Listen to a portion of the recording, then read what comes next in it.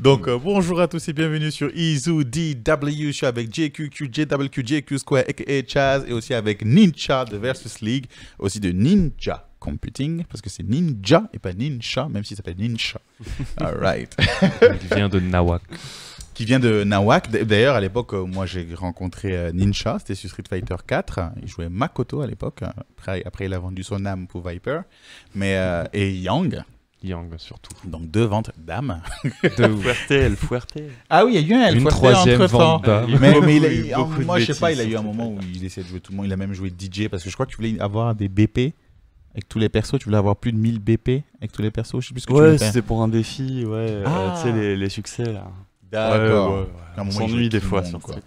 Il a raison. Et si tu vendais ton âme, tu vendais aussi d'autres mécaniques dans le game design. Et tout à l'heure, on en a un peu parlé en off. Comment ça se passe? Comment tu arrives à devenir game designer? Il y a une formation spécifique ou c'est une formation qui se calque dessus après?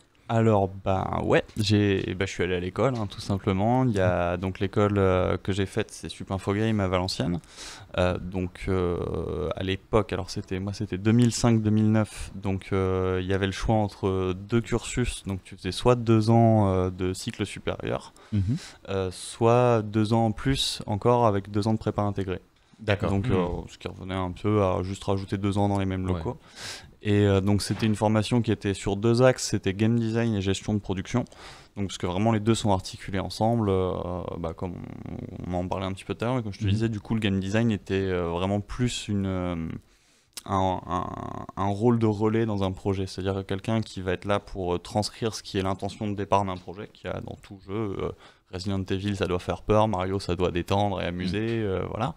Ouais. Et ensuite, c'est de se dire qu'il y a quelqu'un dont c'est le job de se dire comment on va amuser ou faire peur avec chacune des mécaniques et comment on va rendre ça compréhensible et réalisable par le reste de l'équipe. Donc voilà, si c'est le cas de faire peur, on va demander aux développeurs de mettre la caméra dans le dos du personnage mais qu'il puisse pas voir derrière lui. On va articuler pas mal de petites choses comme ça.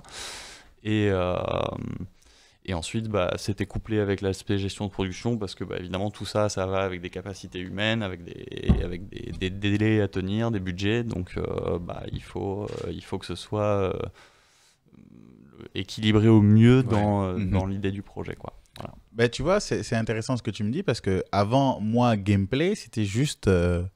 c'est-à-dire la partie touche, comment je joue, comment j'appuie sur les boutons. Tu sais, comme tout à l'heure, tu as fait la petite anecdote sur le fait qu'on dise il a un bon gameplay, tu vois, parce qu'on disait c'est sa façon d'appuyer sur les boutons.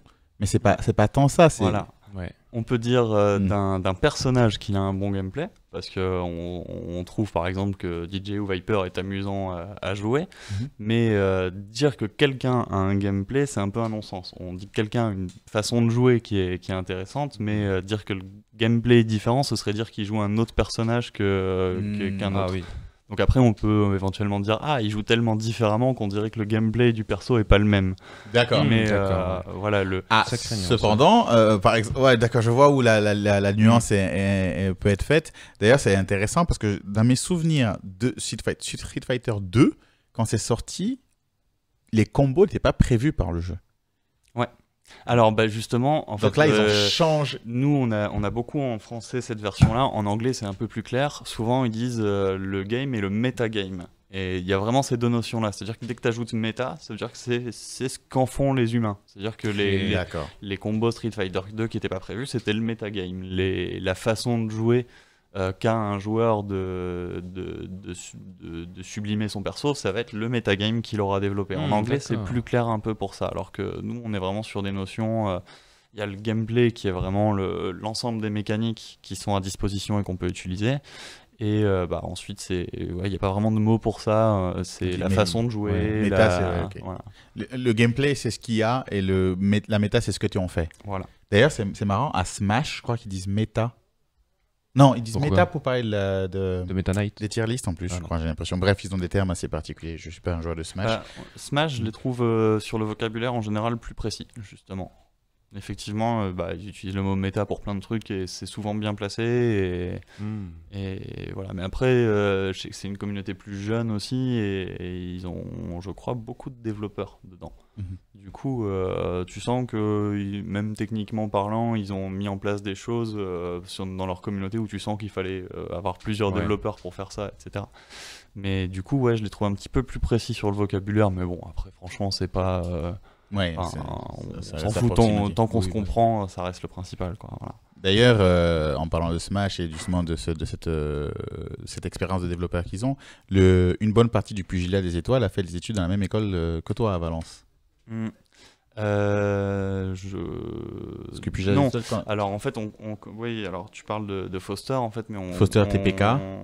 Ouais, mais enfin, en gros, c'est pas qu'on a fait la même école, c'est qu'on a fait des écoles un peu similaires. Et que du coup, on connaît quelques profs en commun, des trucs comme ça. D'accord. Ok, nice. Voilà. Et à l'époque, c'était quel type de jeu que tu développais? Des jeux qui font peur? Des jeux qui sont amusants? Je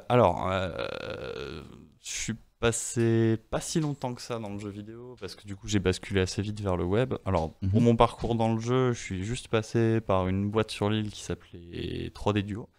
Et qui faisait un jeu vidéo, c'était un MMORPG qui s'appelait L'Île et qui se voulait être une réplique post-apocalyptique de L'Île dans alors là, ça c'est génial. Ouais.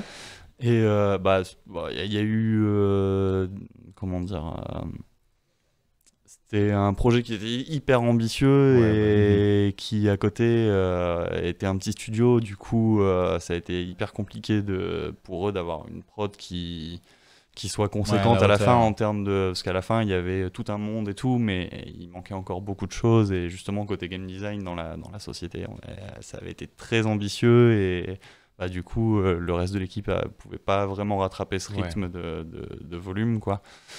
Et, la fameuse production dont tu parles. Du coup, ça n'a pas pérennisé. Il y avait un enthousiasme des joueurs et tout. C'est vrai que le concept était vraiment sympa, mais ça n'a pas plus suivi. Moi, en plus, c'est dans cette société que j'ai rencontré du coup Yacine, qui est devenu mon associé après, avec qui on a fondé Nawak, la première société. Et donc avec cette boîte, on a essayé de faire plus des jeux d'arcade. En fait, on voulait créer un ensemble qui comprendrait une plateforme en ligne sur lequel ce serait littéralement une salle d'arcade en ligne. C'est-à-dire qu'on venait, on mettait sa pièce, on faisait sa partie avec des inconnus. Un peu comme ce qui est devenu Fightcad, quoi. Voilà, mais on voulait faire ça avec des jeux autoproduits. Donc que ce soit pas de votre l'émulation. propre bibliothèque. Voilà, on voulait vraiment développer nos jeux dessus et qui est à chaque fois un côté un petit peu arcade communautaire, quoi, qui est à chaque fois du scoring ou de la compétition ou un truc comme ça. Maintenant la réalité c'est qu'on avait 22-23 ans, on était plein d'ambition, très optimiste et très motivé, mais il nous fallait 100 fois le budget qu'on avait pour faire quelque chose de décent. En plus à l'époque c'était encore plus compliqué.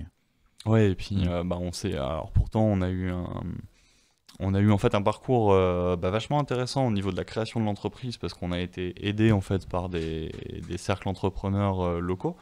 Il y a plein de structures comme ça qui te permettent de t'accompagner pour justement t'aider à structurer même ton projet à la base, quoi. C'est-à-dire dès le début on va te dire vous êtes dans quel secteur, ok, on a des gens qui font des choses proches de ce que vous faites, allez les rencontrer, allez leur poser vos questions, allez voir comment eux fonctionnent, allez voir. Et petit à petit, tu es accompagné sur plein d'aspects, et à la fin, tu peux même... nous, on n'en a pas bénéficié, justement, on y viendra, mais il y a même des pré-leviers ensuite pour t'aider à financer des trucs. Et ces prêts, en fait, tu vas les débloquer en étant, on va dire, validé auprès de ces cercles d'entrepreneuriat.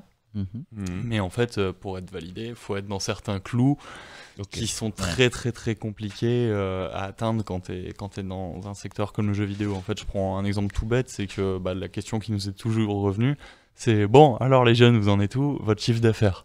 Ouais, je vois. Et Aïe, bon, aïe, bah, alors, aïe, on aïe, vous aïe. réexplique. Mhm. Nous, on va sortir un jeu et après, on va le vendre. Donc, notre chiffre d'affaires, il a pas bougé et il fait toujours 0. Ouais. Et voilà. Et en fait, bah, c'est vrai que autour de nous, on s'est rendu compte que ces métiers qui nous paraissaient comme une évidence, quoi, parce qu'on a grandi dedans et tout, bah, en fait, que ça représentait 3% des business et que le reste des business, ils commençaient par rentrer de l'argent et après, ils voyaient, quoi. C'est clair. Ouais, ok. C'était un Et, archétype en fait dans lequel vous devez faire rentrer votre business type, mais les deux ne matchaient pas forcément. Voilà. Quoi. Mais après, je pense que le jeu vidéo est pas du tout la seule exception à ça. La cinématographie, les séries, toute la production, de toute façon, elle rentre dans ce cas d'idée. Même les gens qui veulent créer des produits pour les rentrer sur le marché. C'est juste que on a découvert, en fait, après que qu'on avait peut-être aussi deux problèmes. C'était pas seulement la nature de notre projet, mais aussi notre inexpérience totale dans l'entrepreneuriat. Ouais. Parce que c'est vrai qu'on a rencontré aussi d'autres jeunes entrepreneurs, mais assez peu finalement. Souvent, les profils étaient plus des gens qui faisaient ça en seconde expérience, voire en milieu ou fin de carrière, Ouais. même vraiment à tous âges. Et enfin, l'autre souci, en fait, pour moi en tout cas, maintenant de ce que j'en ai tiré comme expérience, c'est que bah, on a été beaucoup trop focus justement sur notre projet, sur notre rêve. On voulait beaucoup trop faire ce qu'on avait envie de faire dans le futur, alors qu'à l'instant T, on avait des capacités tech, des capacités en développement qu'on pouvait vendre et dont on pouvait vivre en fait à l'instant, Ah, ok. et que l'entreprise, ça devait peut-être être un peu plus que juste un projet. En fait, l'entreprise, ça devait d'abord, enfin, avant d'être un projet de jeu vidéo, ça devait d'abord être un projet de vie, en fait. Ok, on voulait oui. se donner les moyens de construire notre plateforme de jeu, bah, fallait peut-être déjà d'abord aller chercher des sous ailleurs, être un peu plus patient et pas exiger de pouvoir faire ce qu'on veut tout de suite. Et voilà, de ce côté-là, enfin... Comment dire, ça a été, bah justement pour revenir au financement qu'on pouvait éventuellement espérer débloquer, bah en fait on n'a rien pu débloquer du tout parce que bah, justement on avait ces barrières de ne pas avoir généré d'argent, donc de confiance en fait. Ouais.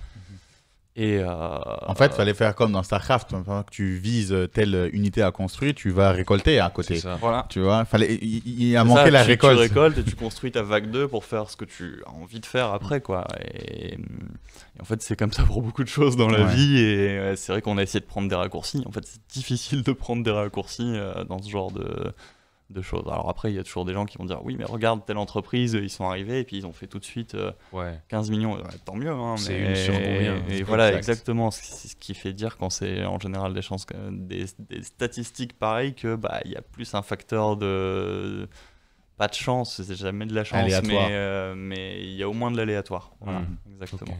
Et tu suis actuellement le game design encore? Parce que là, tu as changé carrément de voie. Tu es parti plutôt sur tout ce qui est dev en front et back. Là, tu es en mode full stack là, aujourd'hui. Ouais. Bah, le jeu vidéo, j'ai envie de dire, une fois que c'est comme si tu avais fait de la réalisation pour un film ou quoi, tu auras toujours une paire de lunettes par-dessus qui filtreront le truc et qui... Enfin, c'est vrai que maintenant, j'ai du mal à voir un jeu sans voir, en tout cas, décomposer la mécanique et voilà. Mais c'est ce que fait aussi... par exemple, je prends Street Fighter, c'est ce que font les gens avec la frame data quand ils veulent aussi simplement, des fois, s'investir plus sur un jeu. Sans le savoir, ils creusent le game design du jeu et ses mécaniques, quoi. Et j'ai perdu ta question. C'était savoir si actuellement tu suis un peu l'évolution du game Ah, design. Parce que c'est vrai que tu fais autre chose. On va revenir sur tout ce que tu fais maintenant. Ouais. Mais avant ça, moi, j'aimerais savoir déjà comment tu suis l'évolution des jeux. Parce que c'est devenu très mobile pour le coup. Je suis l'impression qu'il y a beaucoup de jeux mobiles qui se développent. C'est les jeux les plus rentables, en tout cas, sont sur mobile. Notamment la formule gacha, qui moi, m'insupporte. Hein, ça, tu sais, ce sont ces jeux avec du gacha, contenu ouais. téléchargeable, Ah, achetable. ouais, freemium, j'appelle ça. Ah, freemium. Et t'as que ça, en fait. ouais. C'est pseudo-gratuit, mais tu payes plus cher à l'arrivée. Enfin, moi, je fais une distinction entre le freemium et le gacha, dans le sens où le freemium, t'achètes et tu reçois. Le gacha, c'est t'achètes des tickets et tu lances une loterie, en fait. Et après, tu regardes ce que t'as. D'où En le fait, côté gacha. Gacha, ouais. Ok, si tu D'accord. gagnes un truc. Mais cette formule de jeu gratuit à la base, avec du contenu à acheter plus tard, qu'est-ce que tu en penses déjà? Est-ce que tu penses que c'est un meilleur business plan? Parce que au final, au lieu de faire un gros jeu et tu vas compter sur le fait que les gens l'achètent, tu fais un mini-jeu, entre guillemets, d'accord, pour que les gens commencent à y jouer. Et dedans, tu mets du contenu à acheter à différents budgets. C'est-à-dire que dès maintenant, tu vas commencer de la vente de petits costumes, de petits contenus supplémentaires. Ce business plan-là, qu'est-ce que tu en penses? Alors, en tant que joueur, j'exècre ça. Voilà. Ouais. Parce que moi, ça me correspond pas du tout. Maintenant, j'ai essayé d'en développer un. Donc, quelque part, je trouve que c'est une opportunité économique pour les développeurs aussi de trouver moyen de se financer plus directement. Ouais. Et ça n'a pas de prix. Parce que on se rend pas compte, mais le poids d'un éditeur, des fois, c'est ce qui peut foutre en l'air un jeu ou enfin pas toujours bien sûr, non, parce qu'il y a des éditeurs qui bossent super bien et qui vont même parfois aller sortir des titres qui n'auraient pas existé s'il n'y avait pas eu leur intervention et qui en plus vont apporter de l'aide pour que le studio en tire le meilleur parti. Donc je dis pas, mais il y a aussi le fait que plus tu as d'éditeurs, moins tu as de contrôle chez le développeur, et quand même des fois l'auteur il sait bien s'il a son mot à dire sur l'œuvre. Ouais. Du coup je trouve que c'est pas mal parce que ça donne un moyen souvent pour les développeurs d'être rémunérés directement par les clients, parce que c'est de l'achat in-game, donc ça, enfin, à moins qu'il y ait un accord particulier avec l'éditeur, en général, c'est assez facile techniquement du coup de récupérer directement l'argent. Et ça c'est intéressant parce que c'est vrai que ça fait un peu l'argent, mais pour faire survivre un studio, les gens qui travaillent dedans ou quoi, la mission de quelqu'un qui le gère, c'est de ramener de l'argent pour tout le monde. Donc faut trouver les solutions, et plus elles sont directes, plus elles conservent le contrôle en interne pour la société. Donc je trouve que c'est quand même intéressant. Après, c'est vrai que du coup, quand on regarde les gros exemples des League of Legends qui te sortent 5 skins, 28 cadeaux par semaine et qui doivent faire rager tous les parents qui se font piquer leur carte bleue en scred par les gamins, etc. Comme à l'époque avec les Ankama ou quoi. Enfin, je suppose que ça existe toujours pareil. Où là, je trouve que ça donne plus matière à réfléchir. Est-ce que, alors après c'est sûr que du coup, si on prend ces exemples-là comme Ankama, oui, ils faisaient peut-être beaucoup d'argent avec ça. Enfin, ça faisait vivre plus de 400 personnes aussi à côté, sans parler de la chaîne de Presta, etc. Donc, est-ce que tu n'as pas l'impression justement que mettre le business au cœur d'un secteur qui est censé être un secteur de jeunes ambitieux qui ont l'envie de créer, tu vois, c'est un peu comme tu as comparé au cinéma, c'est dans la créativité, tu as envie de montrer un univers, un gameplay, de donner une expérience, de donner une envie, de faire vivre quelque chose à quelqu'un. Est-ce que le fait de mettre le business au centre de ce secteur-là n'a pas un impact plutôt négatif sur la qualité des produits? Parce que j'ai l'impression que les jeux se ressemblent un peu tous et ont tous juste vocation à faire de l'argent. C'est une vraie question, quoi. Est-ce que voilà, maintenant en fait je pense que du coup la question elle tourne autour de quel est le public, ou comment évolue le public autour de ça. Est-ce qu'ils conservent une communauté de gamers, ou est-ce que les gamers sont en train de fuir ça, et est-ce que c'est des nouveaux profils de joueurs qui arrivent qui veulent plus de la détente hyper rapide, comme on sait avec les jeux à récompense justement où tu payes, c'est souvent les trucs où t'as un pouvoir pour ta partie en plus, ou un skin qui te rend plus beau que l'autre, donc voilà. Et c'est vraiment... Je sais pas comment moi je me placerai aujourd'hui, parce que ça fait longtemps que je me suis pas posé la question, tu vois, d'un point de vue d'un développeur de jeu, parce que c'est plus trop mon domaine aujourd'hui, mais comment, effectivement, où est-ce que tu places le compromis entre qu'est-ce qui va être ton gagne-pain et les trucs où tu sais que tu vas c'est pas en plus là-dessus ni ce sur quoi tu vas être le plus fier d'avoir vendu, ni ce que tu vas être le plus satisfait d'avoir développé, parce que en plus c'est chiant à faire, quoi. Dire à ses équipes cette semaine tu me fais un skin A, puis la semaine prochaine un skin B, puis la semaine d'après un skin C, à un moment c'est pas très enrichissant, ni pour la production ni pour voilà, donc après c'est de se dire voilà, je pense que là-dedans tu peux trouver quand même un compromis où tu te dis bon une fois par mois on va faire une semaine où on va faire de l'alimentaire parce qu'on sait que ça nous fait bien vivre et tout, et puis après faisons d'autres choses, faisons des jeux plus expérimentaux, lâchons-nous, mais après tout dépend aussi de l'optique que tu as. Je sais qu'il y a des petites sociétés, c'est des scopes, je sais pas si tu vois. Non. Les scopes, c'est un modèle, c'est le communisme dans les sociétés. C'est Ah, genre, Quoi? les scopes. SCOP. Ouais. Mhm. Et donc c'est un modèle juridique où c'est vraiment le communisme appliqué à la société. C'est-à-dire que chacun va disposer du même nombre de parts. Suppose tu as 9 associés qui ont mis chacun 10 000 € dans la boîte. S'il y a un 10e associé, enfin s'il y a même un employé qui rentre, en fait tu peux pas rentrer comme employé sans avoir rentré lui 10 000 € et du coup acheter autant de parts que les autres. Ok.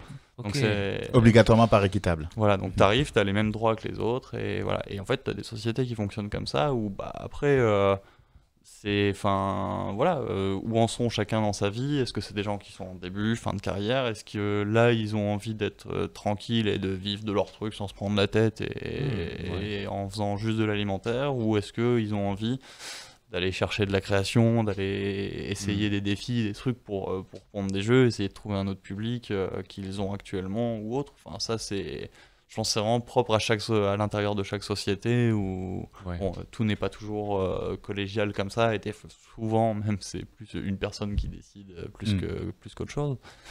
Mais tu peux retrouver, je pense, toutes les philosophies quoi dedans. Ça dépend de... D'accord. Voilà. Est-ce qu'en game design, il y a des jeux qui t'ont impressionné, te dire, ah voilà, là le gameplay est top, toutes les choses que toi tu t'affectionnes dans le métier de game designer, est-ce qu'il y a des jeux, tu les vois, tu dis, voilà, ce gars, tu sens qu'il a compris ce qu'il fallait faire, il est allé au bout de son idée, elle est top, quoi. Bah, honnêtement, je trouve que le game design aujourd'hui, il est... Enfin... quand je regarde, tu vois, je prends un titre récent, Witcher 3 ou quoi, Ouais. quand je le vois, ouais, je me dis, ouais, c'est carré, quoi, aujourd'hui. Ok, je croyais que t'allais dire du Oula, mal de ouais. The Ah, Witcher non, 3. non, non, non. J'étais prêt à sortir Non, les non, sabres, non, à te faire un Igni non, là, c'est mon parce- gars. Je t'aurais axi avant. Pas mal. Mais ouais, non, vraiment, non, je suis agréablement surpris. Moi, ce que je remarque, c'est que c'est, enfin, comment dire, maintenant les équipes pensent à tout, quoi. Enfin, il y a plus de zone d'ombre. Alors, il y en a plein qui vont te dire, ouais, mais alors à l'ancienne et tout. Oui, à l'ancienne c'était bien aussi, mais maintenant ça aussi c'est bien. Y a pas, enfin, on s'amuse encore. Hein. Enfin, comment dire. Bah, Donc- bien sûr, à toutes les époques, on trouvera des bons et des mauvais jeux, de toute façon. Il y aura mais, toujours un défaut. Ouais, Voilà. des jeux qui t'ont bluffé, il y a The Witcher 3. Récemment, bah ouais, alors j'ai pas joué à grand chose aussi récemment. Ou même à l'époque, hein. C'est juste ouais. pour avoir une idée de ce qu'on doit attendre d'un jeu en termes de game design du point de vue d'un game designer, quoi. Bah, après, ça dépend. Il y a des fois où je vais pouvoir être. Je sais pas, il y a des jeux qui vont m'éclater parce que le game design est original, mais il y a des jeux qui vont m'éclater parce que le game design est bien léché. Comme Attention. Borderlands. Il y a Borderlands qui est assez original. Ouais. Apparemment, il y a un jeu avec des robots. Ouais, avec des robots. Ouais, bah alors récemment, parce que j'ai joué à Detroit Become Human. Aïe, aïe, Ah, aïe, aïe, aïe. c'est le jeu un peu à la... Elle est noire, là, non? Non, c'est plus narratif que ça. Parce que, Ok. enfin, attends, elle est noire. C'est le jeu de Rockstar? Non, pas du tout. C'est Quantic Dream. Non, mais Detroit. non, elle est Non. noire. Ah Elle est oui, noire, ça, ça a c'est été fait Rockstar, par ouais. Rockstar. Et c'est un jeu où t'es un Mm. détective, tu fais des enquêtes. Bon, il y a quand même quelques parties où tu joues à la GTA, tu tires sur des gens, mais Ouais, la plupart voilà, du il y a temps, de la tu dois deviner baston quand un gars dedans, ment, ouais. quand un gars ne ment pas, Ok. quand un gars récolter les indices, et Ok, tout comme ça. alors il y a un peu de ça alors. C'est Ouais. ce genre de truc où tu as plus de discussions qu'autre chose. Ça ressemble aussi à un autre jeu qui ressemble à ça, c'est Life is Strange. Je sais plus. C'est des jeux où Si, c'est c'est plus un peu pareil. la narration, comme tu dis, enquêter, écouter, voir qui est qui. C'est ça. Hein. Je me trompe pas. Ouais, alors Ok. c'est si on compare aux anciens genres, ça fait très click and play parce que c'est vraiment t'as des zones qui s'enchaînent, dedans t'as de l'interaction et tu dois déduire et tout. Sauf que t'as quand même un peu plus de liberté que ça. Alors la liberté dans les jeux narratifs, c'est toujours des trucs un peu faussés. Malgré tout, j'ai trouvé sur celui-là que sur la deuxième partie du jeu, t'avais quand même, tu sentais que bon.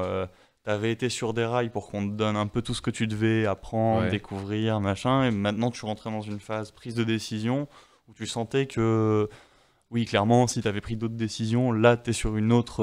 Enfin, voilà, tu peux. Enfin, en gros, pour vraiment synthétiser sans spoiler, etc., C'est une société dans laquelle tu as des robots qui sont devenus des produits de consommation vraiment courants, quoi. Tu as un robot pour t'aider à faire un peu tout ce que tu veux et c'est ton robot, donc t'en fais ce que tu veux. T'as envie de le casser en deux, tu le casses en deux. Après tout, c'est qu'un objet. Sauf qu'évidemment, évidemment, il y en a marre. Donc voilà. Et après, donc t'as toute une timeline dans laquelle tu vas découvrir. T'es dans la peau de 3 personnages sur le truc.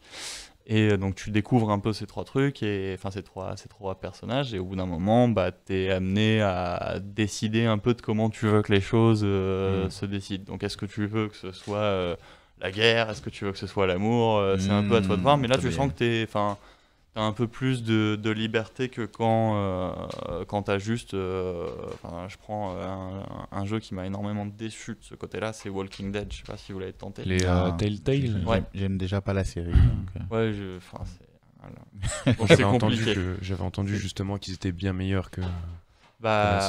En fait, t'as un super feeling quand tu fais une première partie. Tu te dis, oh cool, t'es libre, t'as plein de trucs, j'ai envie de faire plein d'autres choix et tout. Tu recommences une autre partie, tu fais le premier chapitre et tu fais fuck that shit. T'as pris toutes les décisions inverses et tu fais non, retourne là-bas. Ouais. Ah, ok. T'as pas tant de finalité que ça en fait. Le faux choix. La finalité en fait. reste la même. C'est ça. C'est les faux choix. Ouais. Donc, c'est dommage pour un jeu qui se veut moralisateur sur le fait que tu puisses choisir des... Ça essaie de faire un fable, mais non. Ouais. Et du coup, j'étais vigilant par rapport à ça en découvrant Detroit Become Human. Et il y a un moment où tu comprends que c'est pas possible. Tes choix, ils ont vraiment un impact parce que tu prends vraiment des décisions. C'est est-ce que je veux lancer tel événement ou tel événement. Ensuite, ça diverge. Donc, voilà, tu te doutes bien que là, il y a vraiment des choses qui ont... Il y a un vrai point de séparation. Quoi. Un peu comme The Witcher 3, d'ailleurs, où tes choix ont vraiment un impact. Pour le coup. Exactement. Ouais. Genre, on peut plus dire qu'on spoil The Witcher 3. Hein. Ça fait comme 7 ans. le baron. La première fois que celui qui m'a fait découvrir le jeu, c'est un collègue du boulot à l'époque, quand j'étais sur Paris, qui disait oui, je jouais, il y avait un gars, c'était un baron, je l'ai rencontré, on a discuté, et puis un temps il y avait une mission, je sais pas quoi, je suis allé la faire, je suis revenu, il était mort, il était pendu. Évidemment, moi, après, j'ai écouté juste vite fait, quoi. Et moi, je suis allé jouer au jeu, et chez moi, le baron est pas mort, tu vois. Donc, je me suis dit, ah ouais, d'accord. Donc, si tu rates ton choix là, il se fait pendre, quoi. Et puis, la vie continue, hein. Le jeu continue comme si de rien n'était, quoi. C'est la vie. Je dis, ok, là, on va loin dans l'impact de tes choix, quoi. Parce que moi, j'aime bien ce concept-là, notamment avec les fables à l'époque, tout ça. Et un autre type de jeu qu'on aime bien, mais que tu n'as pas cité, quand on parle d'exemple de game design, je suis peut-être surpris, c'est le jeu de combat. Tu n'as pas parlé de Street Fighter 4, de 3.3, c'est les jeux mécaniques. Alors, parlons, du gameplay des jeux de baston. Pourquoi on est aussi fan des jeux de baston? Alors, déjà, petite remarque, c'est que c'est le seul... Enfin, non, il y en a d'autres, mais c'est un des seuls genres de jeux dans lequel tu n'as ni hasard, ni chaos. Chaos.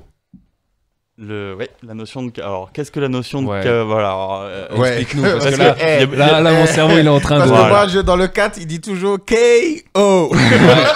Non, mais voilà, parce qu'effectivement, déjà, il y a beaucoup de gens qui vont mettre dans la notion de hasard beaucoup de trucs, alors que le hasard, il y a beaucoup de notions. Alors, pour la différence entre le chaos et le hasard, on va prendre les RTS. Le chaos, c'est le brouillard de guerre. Le chaos, c'est H-A-O-S. Oui, bah oui. Ok, moi j'ai. Il n'y a pas le message KO à la fin. K.O., tu vois. Chaos. Chaos. Et donc c'est le brouillard de guerre. C'est tout ce qui est né. Ça relève pas du hasard, mais en l'état où, comme finalement dans un FPS, c'est tout ce que tu vois pas. Genre, tout ce qui est caché par un mur, tout ce qui est derrière toi, c'est ce qui potentiellement peut s'être déplacé, etc. Il faut que tu réactualises ces informations parce que tu les as pas vues là sous les yeux. Donc ça, c'est du chaos, c'est le bordel. Il faut que tu ailles à la pêche aux infos, quoi. C'est un truc que tu peux pas, tu peux toujours pas garder un œil dessus, quoi. C'est ça. Ou qui peut changer continuellement. Ou alors vraiment, même sans que ton attention soit requérée, vraiment à un moment, le brouillard de guerre, on te le masque, quoi. Oui. Voilà. Okay. Pardon. Et le hasard, c'est vraiment ce qui relève de l'aléatoire, quoi. Donc là, on est vraiment dans typiquement dans un jeu de cartes. Qu'est-ce que tu vas tirer du deck? Là, c'est du hasard. Et donc, pour revenir au jeu de combat, ni chaos, ni hasard. C'est-à-dire que t'as aucun chaos. Toutes les informations, elles sont toujours affichées à l'écran. Tu sais ce que t'as comme ressources, tu sais le temps qui reste, tu sais la vie que tu as, tu sais la vie qu'a l'adversaire. tu peux lire le jeu de l'adversaire à tout moment, c'est-à-dire qu'est-ce qu'il est en train de faire comme déplacement, donc qu'est-ce qui s'affiche comme coup. Donc tu n'as vraiment rien qui t'est caché et tu n'as pas de hasard. C'est vrai que c'est très transparent le jeu de combat. T'as pas d'aléatoire dans le jeu de combat, chaque situation réagit exactement de la même façon, il n'y a pas de surprise. Voilà. Et moi en tout cas, ce qui me fait le plus apprécier les jeux de combat, c'est avant tout cette double notion là, ça veut dire que j'y avais jamais pensé. Ce qui différencie deux personnes dans une partie Street Fighter, c'est la performance au sein de la partie, c'est tout. Il n'y a pas de contexte qui vient perturber, il n'y a pas de tu m'as pris par derrière avec le sniper, espèce de lâche. C'est comme je disais, un jeu de combat, j'aimais parce qu'on peut pas se cacher. C'est clair, t'es assis devant moi et puis on joue. C'est ça. Arrête les trucs ou se taper à 2 contre 1, tout ça. Non. Voilà. Ok, donc c'est ça qui te fait aimer les jeux de combat. En tout cas, moi je pense que c'est aussi ce qui fait que les gens apprécient, c'est que tu sais que la seule rage, après avoir évidemment évacué le sel, tu sais que la seule rage qui peut rester si tu en as, c'est sur toi que tu dois l'avoir parce que t'as pas été assez performant et que l'autre l'a été plus que toi. Il n'y a pas d'excuse parce que, alors il reste l'excuse de la manette cassée, chacun saura. Mais le hasard de la manette qui se déconnecte. N'oublie pas le lag. Ou le lag, etc. Mais il n'y a pas d'excuse si je prends d'autres jeux, on va trouver d'autres excuses qui vont s'en prendre aux mécaniques du jeu. Dire, ouais, mais j'ai pas eu de chance avec le drop, ouais, t'as encore tiré un as, t'es tombé sur le spawn de l'arme au bon moment, il y aura pas de ça dans Street Fighter. C'est comme ça que c'est comme ça que t'as joué à ton premier jeu de combat, c'est parce que t'as vu cette vision? Oh non, du tout. Là, je te ressors une conversation probablement au détour d'un bar ou d'un truc comme ça où on a parlé un peu de ça avec d'autres, j'imagine, quoi. Je sais plus d'où c'est venu, mais je sais que du coup après j'ai aussi retenu ça, quoi. Mais c'est pas du tout ce qui m'a. D'accord. Voilà.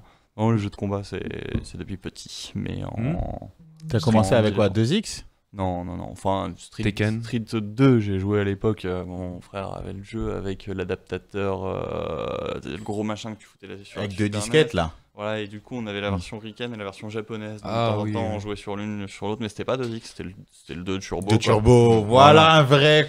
Tu jouais avec la vitesse au max? Non. Aïe. Moi, je pensais que tout le monde jouait comme ça, moi. Non, en fait, plus jeune, j'y jouais comme ça, avec un petit peu avec la famille, un petit peu, j'y jouais avec mon frère, mais je jouais pas encore, on jouait pas du tout comme des cramés comme maintenant, quoi. À côté, il y avait Secret of Mana, il y avait du lourd sur Super NES quand même. Pourquoi j'aime bien Ninja? Il cite de bons jeux, là, tu vois. C'est vrai, on en avait parlé en plus. Ouais, non, mais... Et après, donc jeu de combat, donc 2 Turbo, ensuite 3.3 qui t'a beaucoup marqué. Alors, à la baston, en fait, j'y suis revenu surtout pendant les études, en fait. Parce alors, ouais, je pense que ado, je suis revenu aux jeux de combat déjà, mais par les émulateurs, par les King of, les tout. J'ai joué à King of au clavier, mais pendant une période dingue, quoi. Et voilà. En avoir envie. J'ai haï Chrysalide, enfin tout ce qu'il fallait, quoi. Et après ça, il y a eu une bonne période Guilty aussi. Parce que du coup, j'avais la Dreamcast et Guilty dessus. À l'époque de la Dreamcast, quand Guilty est sorti, qu'est-ce que c'est que ce jeu? Il était pétant en plus. Ouais, non, mais faut voir à l'époque. Les jeux de caméra. Quand à côté, t'avais les jeux de baston 2D qui en étaient à Marvel vs Capcom 2. Qui était excellent d'ailleurs. Ouais, c'était bon, mais graphiquement parlant, musicalement parlant, etc. Ça a apporté tellement un truc nouveau. Voilà, et puis le truc des anciens jeux, genre X-Men vs Street Fighter ou Marvel vs Capcom, c'est le plan était fixe et il se passait plus grand chose. Alors que dans Guilty, t'avais même quand tu fais un dust, il y a la caméra qui change, t'as un zoom. Donc t'as l'impression que tu regardes un animé pendant que tu te bats. Et c'est un des rares jeux de combat en tout cas où la caméra change autant. Ouais, et puis les flashs lumineux dans tous les sens. Et tout. Avec des persos aussi assez originaux. Les nouvelles mécaniques aussi. Parce que les autres jeux de combat essaient de faire des persos qui ressemblent à des humains. Et Guilty s'est dit non, mais on s'en fout, on va pas essayer de mimer un art martial qui existe, on va vraiment aller en mode animé avec le truc le plus perché possible pour que ça colle au sentiment qu'on veut faire ressentir, quoi. Ça se détachait vraiment de la réalité pour le coup. Les persos étaient cool. Ok. Et de là, donc tu as joué à Guilty, tu as joué à Street, tu as joué à King of Fighters, tu as joué un peu au J'ai Smash. joué un petit peu à tout ça. Ouais, Smash aussi, j'ai beaucoup joué, mais alors, Tekken. j'avais le même problème en fait sur tous ces jeux-là, c'était que je trouvais pas un pote qui veuille jouer plus de 5 minutes avec moi. Du coup, voilà, jusqu'à ce que j'arrive justement à l'école de game design dont j'étais. Là, il y avait un forum sur l'école sur lequel tous les cramés qui étaient pressés de rentrer dans cette école avant d'avoir passé les examens, ils étaient sur le forum en train d'essayer de pécho des infos, de voir les trucs, de faire connaissance avec les gens, tout ça. Et en fait, un peu avant la rentrée, du coup, on s'est posté un message sur le truc en disant ouais, qui est dans le coin de Lille, qu'on aille boire un peu un coup et tout. Et du coup, là, je suis allé boire un coup avec le type qui est devenu du coup mon coloc pour les 3 années et demie d'après. Parce qu'en fait, on allait boire un coup, puis très vite, ouais, puis tu joues à quoi et tout. Puis le mec me fait, là, je jouais à Guilty Gear avec un pote chez moi, je l'ai lâché avant. Et je fais, attends, j'étais chez un autre pote en train de jouer à Guilty avant, si tu veux, je l'appelle et tu vois, on voit un peu ce que ça donne, quoi. Tu vois. Et la première fois de ma vie que je me fais. Laver. Pas laver, tu vois, pas laver parce que j'ai pris des matchs ou quoi, là, un peu lavé quand même. Ouais. Tu vois, t'es à moitié le smile, genre ouais, des adversaires et en même temps, Plus cher. voilà. Et du coup, en arrivant à l'école, pareil, il y avait d'autres joueurs, dont un joueur de 3.3 aussi. Et du coup, à partir de là, j'ai voulu battre ces mecs-là. Du coup, j'ai ouvert YouTube. Pour la première fois, j'ai découvert YouTube et les jeux de baston où tu perds 5 cm de mâchoire à faire 1. On peut faire ça avec le jeu. C'est possible. Et à partir de là, j'ai voulu savoir faire ça. Et voilà. Donc, après 6 mois de training, et voilà. Où j'avais trafiqué les émulateurs pour avoir sur 3.3 une barre infinie et timer infini, Tu vois, des gens. et vie infinie pour l'adversaire. Du coup, j'avais le mode training sur l'émulateur Kailora et toute la journée, je faisais du game editing, Ça, c'est l'ironie quand même. C'est un game designer qui prend le game plan de quelqu'un, le gameplay de quelqu'un et il le fout en l'air. Ouais. Il l'a pas respecté. Il a dit, j'en ai rien à faire de tout ce que tu as voulu me faire faire. Je vais jouer autrement parce que j'en ai rien à foutre. Ok, ça c'est nice. Et du coup, le fait d'avoir testé tous ces jeux-là, est-ce que c'est un peu ça aussi, plus ton ambition personnelle, qui t'a conduit à créer VSL versus League? Alors, VS League de l'historique, c'était d'une autre ligue que l'inspiration elle venait, c'était de la Arg League qui faisait ça, mais sur Dota. Je connais pas moi. C'est la quoi?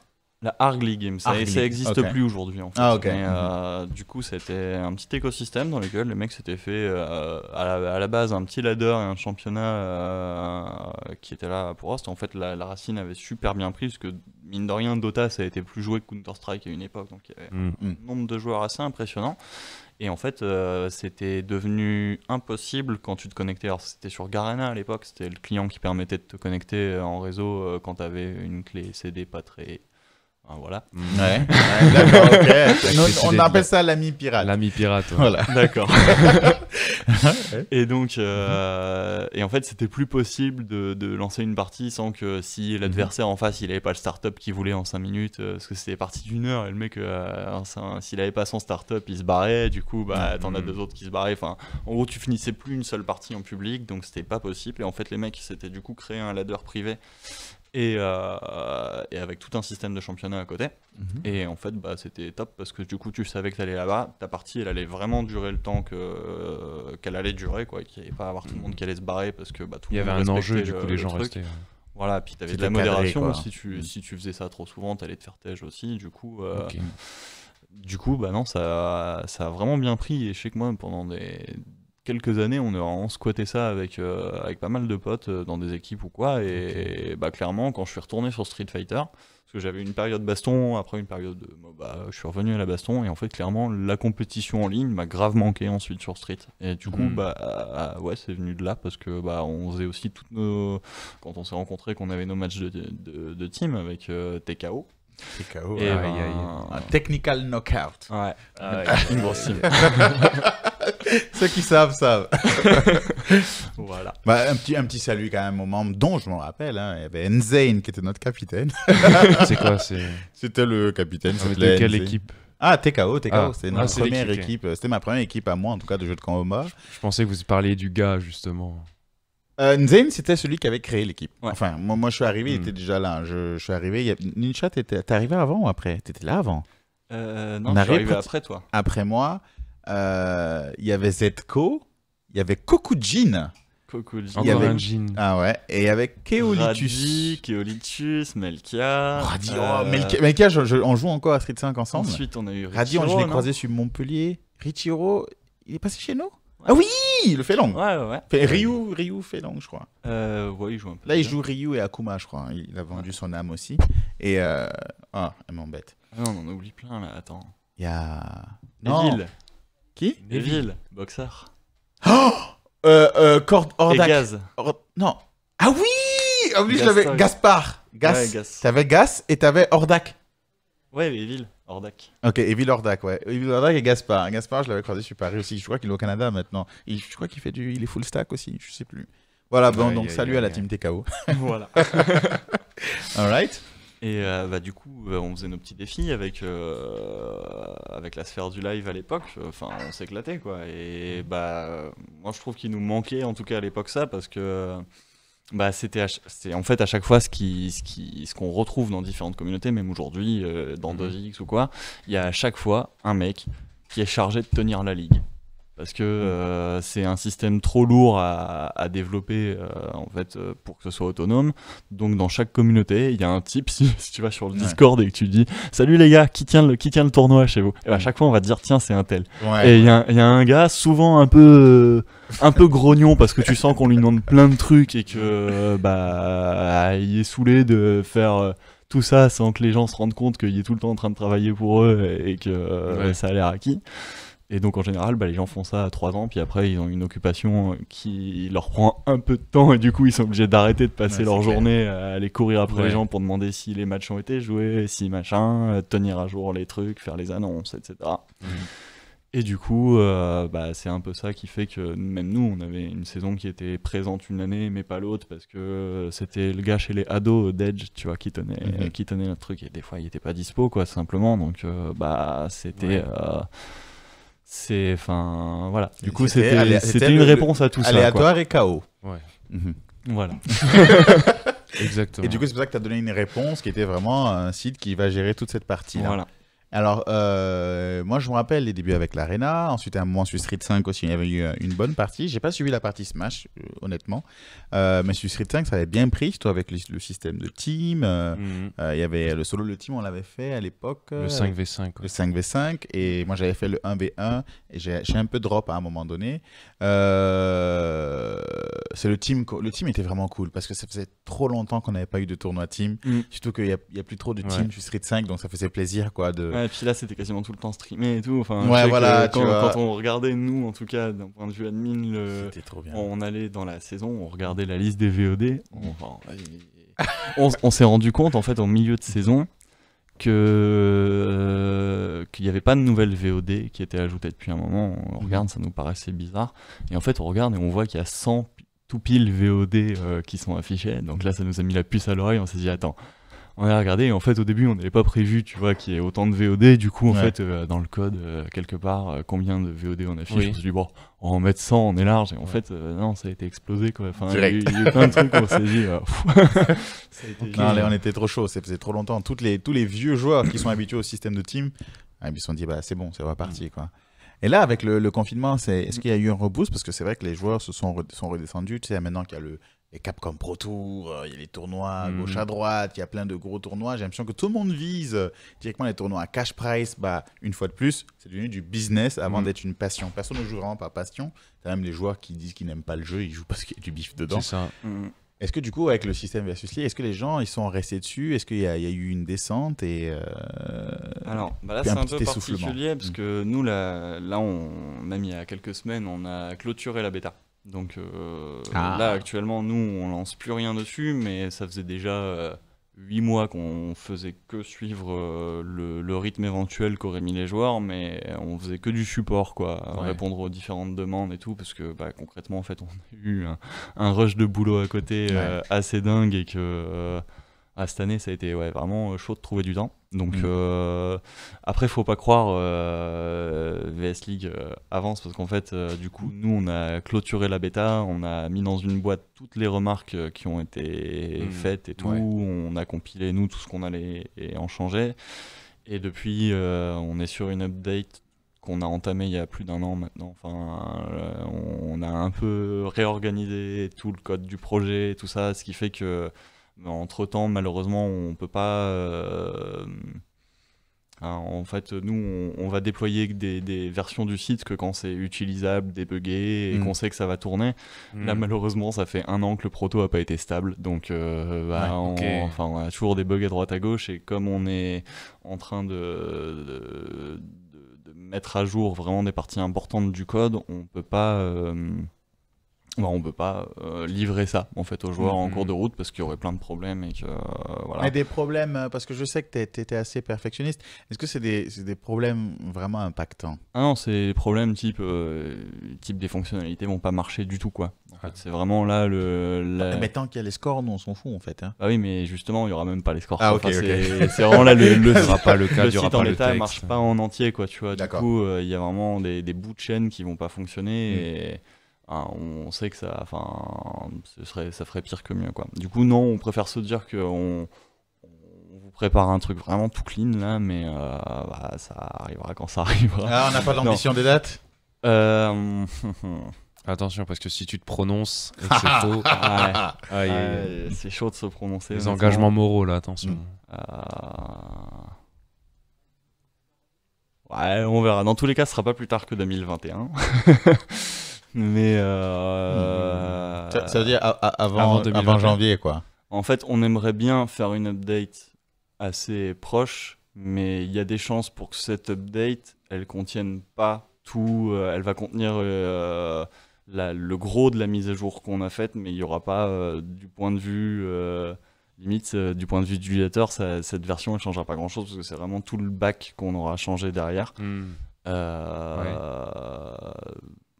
Du coup, honnêtement, là en fait, disons qu'il y a eu une grosse révolution technique derrière VS League. Yes. on a revu, enfin en gros, on a changé toute la technologie qui va gérer VS League, mais du coup, là on est encore en train de se réorganiser dans ce recodage. Du coup, suivant comment on le découpe, suivant qu'est-ce qu'on met en priorité.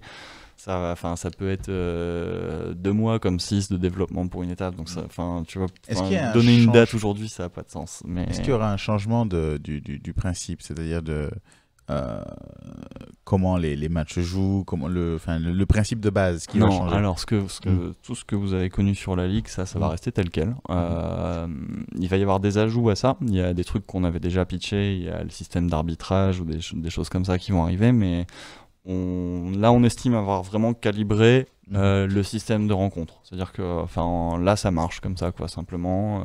Les matchs se clôturent, les matchs qui ont été loupés maintenant avec la possibilité de réouvrir le match qu'on a laissé aux joueurs, ça laisse vraiment l'autonomie aux gens de se dire ils ont tout le temps qu'ils veulent pour organiser comme ils veulent leur rencontre. En tout cas ça fait des mois et des mois et des mois et des mois qu'on n'a plus une seule demande d'aide pour organiser un match, pour un truc comme ça. C'était vraiment le but de la bêta. C'était au début on en avait 10 par jour. Après on a eu 3 par jour et à force d'avoir permis de faire des trucs en plus, on a écrémé tout ça. Maintenant on sait que en tout cas la mécanique de ligue, les joueurs sont autonomes avec. Nous on a toujours évidemment les règles à produire et à maintenir, mais ça on le fait avec chaque jeu. Chaque jeu a un partenaire en fait. Pour nous si on n'a pas de partenaire pour un jeu, le jeu il est pas sur le site. D'accord. Parce que, partenaire, c'est-à-dire c'est-à-dire quelqu'un qui peut nous conforter dans les règles d'une rencontre, nous dire c'est ça. Je vais prendre un exemple tout bête que j'avais déjà pris, je crois, la première fois, mais avec 2X, on a fait la bêtise en fait de se dire bon c'est facile, je vais dupliquer les règles de 3.3. J'ai pas pensé à ban Akuma dans les pics. Alors, moi ça me semblait acquis, tu vois, mais bon, en fait...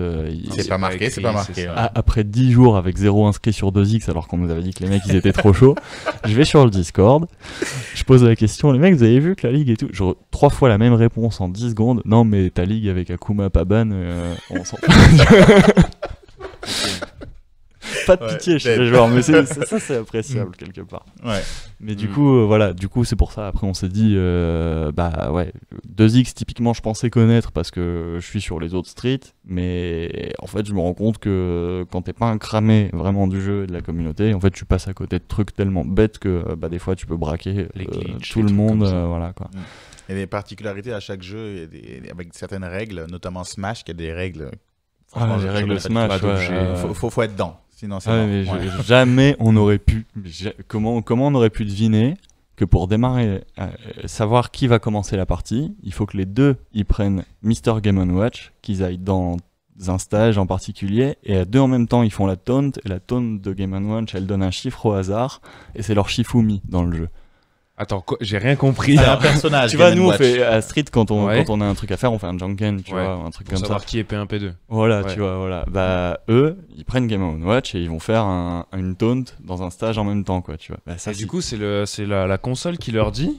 Ouais, ça sort des c'est un Janken dans le jeu, quoi. Voilà. Mais alors, du coup, si tu sais pas ça. C'est dead. Ah ouais, d'accord. Mais c'est sur quel jeu? Smash Melee? C'est sur Melee, ouais. Aïe. Ouais, mais ça, voilà, tu peux pas le deviner, un truc comme ça. Faut connaître la méta de la communauté. Et voilà. Donc, après 2X et Smash, on s'est dit terminé. Pour chaque jeu, on aura un partenaire et les règles, elles sont établies par le partenaire. D'accord. Voilà. Et là t'as combien de jeux là? Pour l'instant, il y a 2X, il y a Smash, il y a Street Fighter 5, le 4 aussi, je crois. Ouais, il y a eu... DBFZ. Tekken aussi. Il y a DBFZ, il y a Guilty... Parce que si tu veux... je crois qu'on a 13 marrant. jeux de baston, un truc comme ça. 13. Sur les jeux en tout cas principaux, Tekken, Street, DBFZ... Street 4, Street 5, on a Garou 3.3, mais après il y a aussi beaucoup, enfin sur les 13, il y a 4-5 jeux qui n'ont pas démarré leur ligue, il n'y a pas eu assez de joueurs encore pour l'instant. D'accord, ok, voilà. Parce que je vais en reparler, parce que moi, tu sais, ça m'intéresse beaucoup. Ça m'intéresse beaucoup ce qui se fait à ce niveau-là, et il y a beaucoup de gens qui m'en parlent en off, qui sont impatients de reprendre la compète comme ça, notamment pendant le confinement. Tu sais, les gens, ils ont vraiment dosé. Hein. Il y a eu des tournois qui en pop n'importe où, des tournois, des confinements de fighters, je sais pas, des noms bizarres. Et c'était vraiment... Genre, Nassim avait fait un truc pendant le confinement. Je sais plus le nom. C'était le confinement Quarantaine Fighters. C'est ça, c'est plutôt ça. Donc, tu vois, il y a de belles initiatives comme ça. Et je pense que VSL, c'est le truc le plus constant qu'on pourrait avoir. Et on n'a jamais eu un outil aussi abouti dans le versus fighting. Et je pense que ça devrait revenir, quoi. C'est pour ça que je taquine un peu sur les dates, parce que 2021, ça pourrait être nice, tu vois. Moi, j'ai une autre question par rapport à ça, parce que pour l'instant, VSL, c'est que la France. C'est pas ouvert à l'Europe. Non, alors sur la fin de bêta, justement, c'était plus que la France. Parce qu'on venait de déployer le système de zone. Donc maintenant, chaque ligue, en fait, elle est instanciée pour chaque zone qu'on lui crée. Donc c'est-à-dire que si on veut créer... une ligue, on est obligé de lui assigner une zone. Alors on peut mettre zone monde entier, mais ça on fera plus parce que on a tenté en fait pendant la bêta d'avoir une zone cross Europe nord de l'Afrique par exemple, et ça a pas marché du tout. On a eu des plaintes des deux côtés à chaque fois parce que il y a certains joueurs ça allait, tu vois, quand t'as quelqu'un qui est à Marseille et l'autre à Alger, ça va quoi. Mais quand t'as un gars qui est un Norvégien à Lille, un Norvégien et un mec qui est à Casablanca, ça va moins le faire quoi. Voilà. Et du coup à regret, parce qu'on aurait bien aimé que la technologie soit prête pour ça, parce que c'est vraiment qu'une question de câble quoi. Mais c'est pas encore faisable. Donc, alors j'allais rajouter juste c'est dommage, alors je sais pas sur quel jeu ça a été fait, mais juste par rapport à ça, il y a Fight 4-2 qui est sorti, et eux ils ont instauré du coup le rollback, et on a vu dans le rollback que les mecs du Pérou pouvaient jouer avec des mecs d'Europe. Donc peut-être que, je sais pas sur quel jeu justement ça a été fait, cette Ligue Monde, mais maintenant peut-être que grâce à cette technologie du rollback, la Ligue Monde aura plus de sens. Ouais, on attend que Street 5 essaie de le faire, parce que Street 5 déjà, dès qu'un gars patch le lag, il se fait ban. Parce que pourtant le rollback c'est vraiment, enfin je sais que moi je préfère 10 fois que le jeu rame plutôt que j'ai l'impression d'avoir rentré un coup et qu'en fait, d'un coup, on revient en arrière. En fait, non, c'est moi qui me suis pris une patate. Et, enfin... Alors ça, c'est la première fois que j'entends quelqu'un être contre le rollback. Moi j'y Non, connais c'est- rien. Je connais une autre personne qui est contre le rollback, qui s'appelle Frionel. Ah, Frionel. Bah, dédicace à Frionel. Moi, je vois tout le temps tout le monde en parler. Je ne sais pas. Moi, on m'a dit, en fait, non, le rollback devine ce que vous allez faire et match des trucs pour que ça soit fluide. Je dis, moi, j'en sais trop rien. Ce qui est sûr, moi, je déteste quand je donne un coup et puis après, ça l'annule. Parce que Non. sur Street 5, ça se passe, ça. Rollback ou pas rollback. Mais est-ce que c'est ça, le rollback? Bah, en fait, Moi, ce que je sais, techniquement parlant, Mm. c'est qu'il y a... Enfin, en gros, le rollback ou pas, ça va surtout être une question de protocole. Tu as les protocoles TCP et UDP. Le TCP, tu as un serveur qui valide les messages, qui les redistribue aux deux participants. Donc, tu as les deux qui sont connectés à un tiers. Et c'est pour ça que tant que le serveur n'a pas validé les messages, il les renvoie pas. Donc, c'est pour ça que tu n'auras pas de rollback en TCP. Ok. Parce que, enfin, après, tu peux peut-être bricoler du rollback et du TCP, mais je sais qu'à la base, C'est pas fait pour. à l'époque, on parlait des deux protocoles liés aux deux types comme ça. Et donc, à partir du moment où tu es en UDP, c'est effectivement, tu as de l'anticipation et à un moment, il va check et il va éventuellement revenir en arrière s'il a anticipé des erreurs.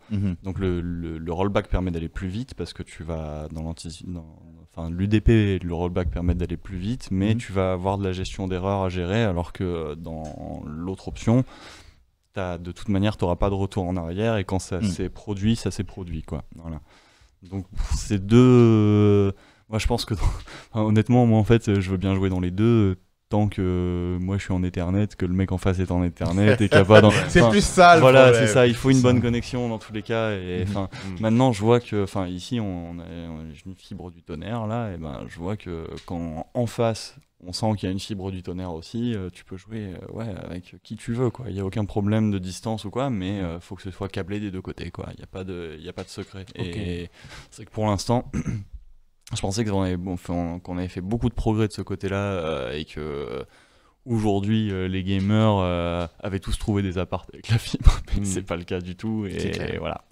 Du coup, non, c'est encore un peu tôt pour ça. Donc, pour revenir au zonage, on a du coup maintenant la possibilité, enfin en gros chaque ligue a une zone attribuée et du coup en fonction de là où sont les joueurs, enfin on va voir, mais du coup maintenant vraiment les zones sont libres, quoi. Donc là sur la fin de la bêta on avait ouvert les championnats pour la France, etc. Mais là, du fait qu'on ait clôturé la bêta, l'ouverture se refera après de manière autre, en fait. Aujourd'hui, on ouvrait manuellement en fait pour les zones une inscription.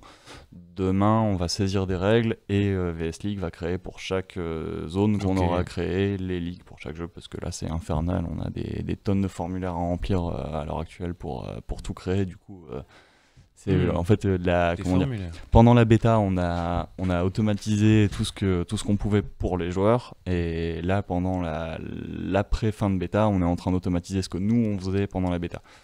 D'accord, ok. Donc voilà. Et donc du coup, ce qui arrive pour VS League là dans les prochains développements, il y a un peu de tout. Donc il y a le fameux Messenger dont on a parlé depuis un moment, une messagerie tout simplement pour pouvoir communiquer avec ton compte. Il y a l'appli mobile qui est pas mal revenu dans les demandes aussi, donc ça c'est pareil. Et un profil avec tes stats et tes messages restent. Justement. Tes messages restent. Mais moi ce qui m'intéressait, c'est est-ce que si par exemple tu joues avec ton profil, tu gagnes des points et du coup ça te fait T'as des stats qui restent. un classement et tout, tu veux dire par exemple t'as participé à tant de tournois, t'as fait tant de résultats et tout, d'accord. Avec des stats pour l'instant c'est light, mais on a un projet d'en ajouter plein parce que c'est pas l'aspect le plus compliqué à développer, c'est juste que c'est chronophage à rajouter et que pour l'instant on était surtout sur vraiment l'aspect fonctionnel de la ligue. Donc ça va y en avoir plein. Il y avait un projet de métadonnées aussi. Alors après c'est d'enrichir ensuite la feuille de match spécifique à chaque jeu. Alors ça c'est un boulot, mais attends, j'ai pas compris. Énorme, enrichir la feuille de match. Ouais, donc c'est à dire par exemple aujourd'hui quand tu remplis ton résultat sur Sur une feuille de match, tu vas juste donner le score. Ouais. L'idée, c'est qu'après, tu puisses dire vraiment dans le détail, le match s'est déroulé comme ça. C'est-à-dire que genre- un tel, il a pick Ken, en face, il y avait Ryu, c'est Ouais. lui qui a gagné, ensuite, il y a eu un tel en face, et Ah, vraiment ok. d'avoir un Pour faire des déroulé. stats croisés aussi. Et ensuite, Mm. du coup, petit à petit, t'as tes stats qui se construisent. Donc, c'est-à-dire, avec ton Ryu, t'es fort contre les Dalsim, mais pas contre les machins. Et ce qu'il y a d'intéressant là-dedans, c'est que c'est des stats extraites, parce que tu as ces stats dans le jeu, la plupart du temps, mais elles tu prennent les tes stats regardes du classé, de machin, ou quoi, où t'as des matchs poubelles toutes les 2 secondes, etc. Du coup, Un truc même intéressant. là, tu pour sais que c'est certains- des stats en contexte de compétition, quoi. Et c'est ça, Bon. parce qu'il y a des types de joueurs qui vont peut-être être forts en infini, qui vont être moins forts en combat de compète, Ouais. ou qui vont être plus forts en team, et pas l'inverse. Par exemple, si tu te rends compte que quand tu joues Ryu, tu gagnes contre Guile dans la 80% des cas quand c'est en team, Mm. ou quand c'est en compète, et dans l'autre cas, le résultat est l'inverse, Ouais. tu as peut-être un problème autre à D'adaptation, gérer. Quoi. Ça de- peut être soit le stress, peut-être qu'en team, tu te sens plus en confiance, peut-être qu'en compète, tu as la pression, tu vois. Ça Ouais. te permet aussi de te connaître un peu plus. Donc d'aller plus loin dans ta démarche en tant que joueur pro. Ouais, tu vois. je vois. Donc moi, je trouvais ça intéressant d'avoir tes stats de rencontre. Quoi. Ouais, justement. Ah non, mais c'est vrai que maintenant, la data, ça arrive au centre de. Enfin, je sais plus, je crois que c'est Abou qui nous avait parlé d'une startup qui faisait de l'analyse de vidéos de match. Donc en fait, les mecs ont développé un bot qui. Alors je crois que pour l'instant, ça fonctionnait sur, si je dis pas de bêtises, soit Dota, soit League of Legends. Mais en gros, le truc, ça a analysé la minimap qui permet de savoir à peu près tout ce Ouais. qui se passe sur la map. Et en fonction, il allait faire du déroulé de stats pour ensuite expliquer aux joueurs pourquoi ils avaient perdu, etc. quoi. Et Aïe, aïe, aïe. c'est en développement, quoi, mais c'est le futur. Je me demande s'ils vont même pas tu sais, à un moment donné, rentrer en contact avec les éditeurs même, pour que ce soit un module qui soit présent. Donc là, ça n'a même pas besoin de deviner. C'est que ça a les stats, le nombre de HK que tu as fait, le nombre de Ouais. fois où tu as fait chimie, le nombre de fois où tu as fait counter hit, le nombre de fois où tu as fait cross-up, pour savoir est-ce que quand tu joues genre Ryu contre, je sais pas moi, Dalsim, est-ce que tu tentes tant de cross-up, est-ce que tu te fais tant anti-air, est-ce que tu prends tant de shop, est-ce que tu prends plus de shop spé, est-ce que tu prends moins de shop spé, qu'est-ce qui t'a tué la plupart du temps? T'imagines si tu regardes dans tes stats et tu vois que Mika t'a tué 80% des cas avec shop spé, ou mieux, quand tu as joué contre Luffy, Ouais. dans 80% des cas, tu as perdu sur une shop spé. Ouais. Ha! Tu vois ce que. Ouais, Là, on je pousse, vois. hein? Non, mais c'est vrai Non, qu'après, intéressant. après, une fois que tu as un déroulé comme ça, rien ne nous empêche, tu vois, après de commencer à augmenter le niveau de détail. C'est-à-dire que là où la rencontre où on a dit là c'était un Ryuken, on peut aller dedans et la personne elle peut saisir, bon bah là-dedans j'ai mis 4 counter hits, j'ai mis 4 machins. Et à la fin, tu vas avoir des stats vrai aussi rapport, dans les matchs quoi. où le truc va pouvoir dire alors quand t'as gagné, il s'est plus passé ça, par contre quand t'as perdu, il se passe ça. Et en fait, tu te rends compte qu'à chaque fois que tu perds, c'est parce que tu prends counter hit sur counter hit. En général, quand tu prends counter hit sur counter hit, c'est que t'es un peu trop sur les nerfs et que t'appuies un peu trop sur tes boutons. Et là, tu te dis ah ouais, mais en fait, dès que je m'énerve, je perds quoi. Et là, tu fais ah ouais. Et en fait, un truc, une supposition que t'aurais pas voulu écouter si on te l'avait dit ou si tu te l'étais faite à toi-même, quand c'est par les statistiques que tu la découvres, tu fais ah ouais, bon d'accord. Voilà. D'accord. Bon, ça va pousser le pro gaming un peu trop loin, T'imagines j'imagine. Quand les joueurs ils vont commencer le jeu de combat et ils vont faire des matchs et le jeu va leur dire t'as pas anti-air. Ah, tu veux pas entière? Attends, je vais t'obliger. Et hop, le jeu il te lance dans le défi, voilà, fait 10 dragons d'affilée sur le gars qui saute. Et hop. Oh my god, bon, bah, c'est excellent tout ça. Donc, sur cette belle situation, ce bel état des lieux de VSL qui va sortir avant janvier 2021, c'est ce que j'ai compris. Je pense que tu es témoin. Je suis témoin. On verra déjà au moins pour une mise à jour mineure. Mais une fois qu'on aura fait cette mise à jour, elle paraîtra mineure d'un point de vue des gens dehors. Sauf que ce sera s'il y a encore du code en commun, mais on a refait la moitié du site, quoi, honnêtement, plus que ça. Et je pense que après cette mise à jour, on devra pouvoir enchaîner justement un peu plus les fonctionnalités, parce que là on aura des bases plus solides, on aura déjà balayé tout l'aspect ligue et des fois des aspects d'interface sur lesquels on a dû bosser pendant 1 mois, 2 mois, alors que ça ajoutait juste une pop-up, quoi, tu vois. Donc ça paraissait pas grand chose alors qu'il y avait du système derrière. Ouais. Et là on va pouvoir faire des trucs un peu plus se pour le loisir en fait. Même un autre truc, je pense, on a un objectif qui nous reste aussi depuis pas mal de temps en tête, c'est le ladder. Parce qu'aujourd'hui, entre quelqu'un qui s'inscrit aujourd'hui sur VS League, il peut jouer dans un mois minimum. Vraiment au minimum.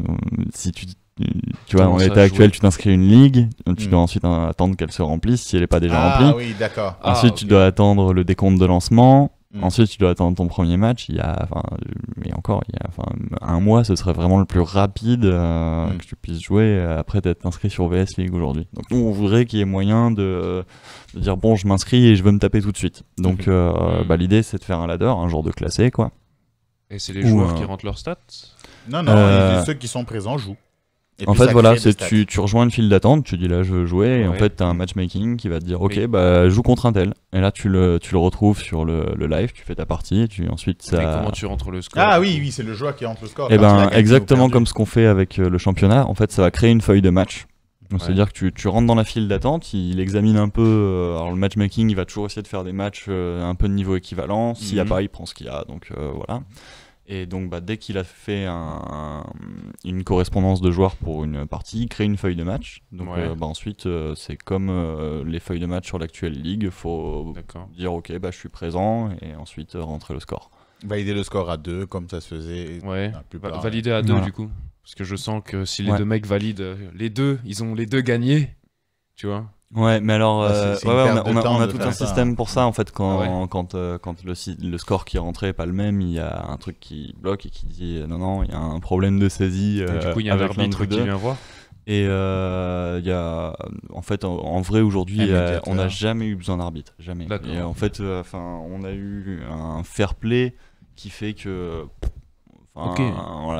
C'était plus l'inverse en fait. Les gens, à chaque fois qu'il y avait, imagine, il y a un souci de connexion entre les deux étaient là, on peut pas jouer. Vas-y, prends la victoire, toi. Non, toi. C'était plus ce genre-là plutôt que des mecs. On a eu des mecs de temps en temps qui gagnaient beaucoup au forfait. Donc, qui disaient rien, qui répondaient pas au chat, puis hop, ça met présent, ça dit rien, fait 3-0. Mais il y a eu des scores, il y a eu des Nastinas contre je sais pas qui, et Nastinas a perdu 10-0. Je pense qu'il y a un truc qui va pas. Il peut pas l'avoir battu 10-0, tu vois. Et du coup, ces trucs-là, c'est un petit peu arrivé, mais le problème, c'est que en fait, très vite dans un truc comme ça, t'es grillé. Donc qui a envie de rejoindre une communauté pour se griller dedans?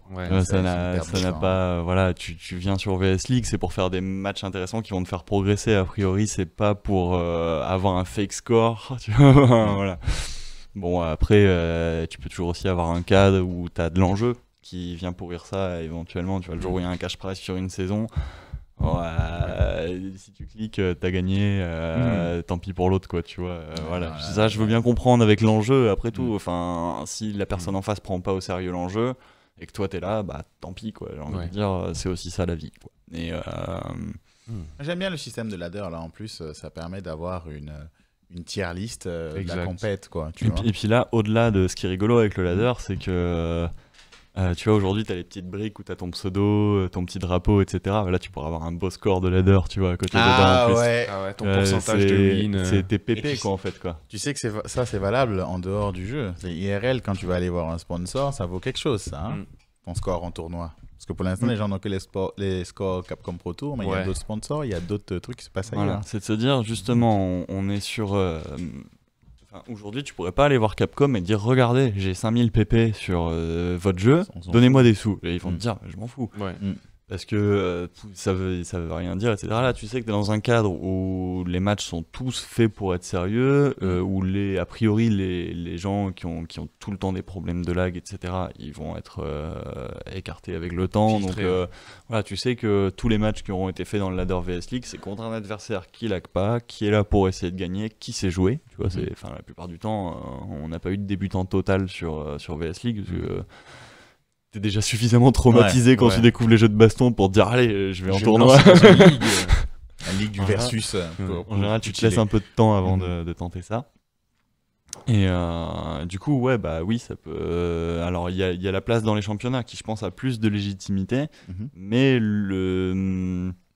Voilà, aujourd'hui, tu vas dire à quelqu'un, t'as 4000 pp sur. Mais c'est bien. C'est clair. Voilà. Parce qu'en plus, tu Alors joues que je pense que aléatoirement, pour ouais. atteindre les 4000 pp sur un VS League, bah faudra y aller, quoi. Tu vois, C'est parce clair. que ça va être un autre contexte où à chaque fois, ce sera des matchs en mode dalleux et voilà, quoi. Oui, il n'y aura Donc, pas voilà. le facteur des, comme tu disais avant, les matchs poubelles en fait. Ouais. Mm. Et puis en classé, tu choisis tes adversaires. Avec le ladder VS League, tu choisis pas vraiment, quoi. Tu vois, tu te mets dans la file d'attente, c'est le matchmaking qui va te dire joue contre un tel. Tu parles du classé de SF4. SF5. Non. Ah oui, je parlais du classé des SF4. Ouais. Ah, tu SF5, choisis tu toi choisis pas. Non. Ah, d'accord, ok. Mais quelque part, je veux dire, le contexte dans lequel vous jouez en classé sur le jeu est moins sérieux que quand c'est sur un site de compète. Ouais, Tu tu vois, on pars est tous sur, en mode compète là. tu passes sur un élément tierce, du coup tu fais l'effort quand même, donc Voilà, donc tu te mets plus dans l'ambiance. C'est un meilleur faire valoir. Mm. Alright. Bon, ben c'est nickel ça. On a du nouveau. C'est bon, on a des dates et tout. On a des dates. Excellent. Bon, ben moi, je suis super content de cette interview-là, d'abord un peu savoir comment t'en es arrivé là. On n'a pas trop parlé de ta partie full stack au niveau de la dev, mais bon, tout ça, c'était qu'une excuse pour parler de VSL et d'en savoir plus sur l'évolution du projet, parce que moi, il me tient à cœur. Et puis, bah, pour le reste, on sera là et puis on va suivre ça de près. Mhm. Donc, je dis rendez-vous à janvier pour tout le monde. Hein. Ah putain, mais en fait t'es malin toi. Ah. Parce qu'en fait il a attendu. Dan sortira en hiver. En fait, c'est lui qui définit le planning de sortie de VS League. D'interview en interview, c'est lui qui nous donne les dates. En scred, hein. J'étais là à chaque grand événement, tu vois, Aïe aïe aïe aïe. au Quand- tout Et début. quand il y aura le entre-temps, ladder, bizarrement, Dan sera sorti et Tu tu vois seras au top. Bizarrement. je vais arriver, je vais m'inscrire le premier parce que je vais dire non, mais ne communique pas à l'aise. Je m'occupe de la com, vas-y.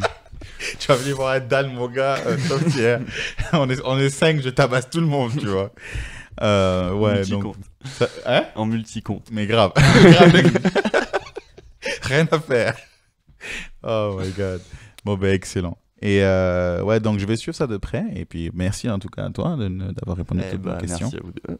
Yeah. De rien. Donc, Plaisir. j'étais avec JQQ, JWQ, JQ Square, aka Chaz, et aussi avec Nincha. Et les épisodes sont disponibles sur YouTube, donc ISOUDW. Et vous avez aussi l'épisode qui va être en AOD, donc Audio On Demand, sur Spotify, donc The ISOUDW Podcast.